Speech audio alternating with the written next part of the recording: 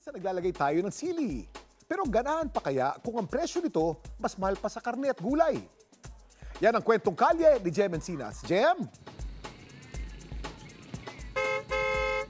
Kuya Kim, siguradong mag-iinit ang bulsa ng ating mga kapuso dahil sa kasalukuyang presyo ng siling labuyo na abot ng 800 pesos ang kada kilo.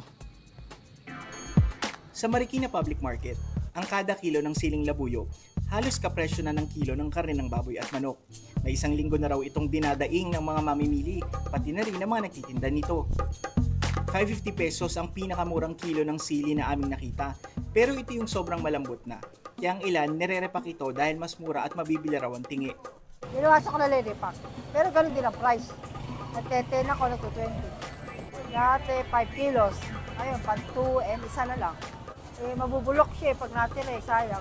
Sa huling monitoring ng Department of Agriculture sa mga pamilyan sa Metro Manila, pumapalo ang presyo ng siling labuyo sa 500 to 800 pesos. Kaya ang lugawang ito, tipid-tipid daw muna sa chili oil na kanila ring niluluto. Pagka walang chili oil, hindi kakain.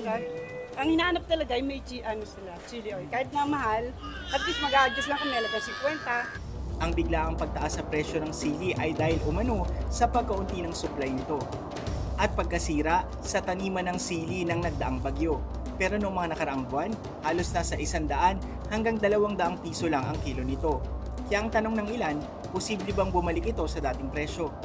Sa ngayon po, yun po yung minomonitor natin kasi ang magiging solution po ng department is tingnan po natin kung makakakuha tayo from other provinces na hindi naman masyadong naapektuhan ng bagyo at madala po dito sa Metro Manila.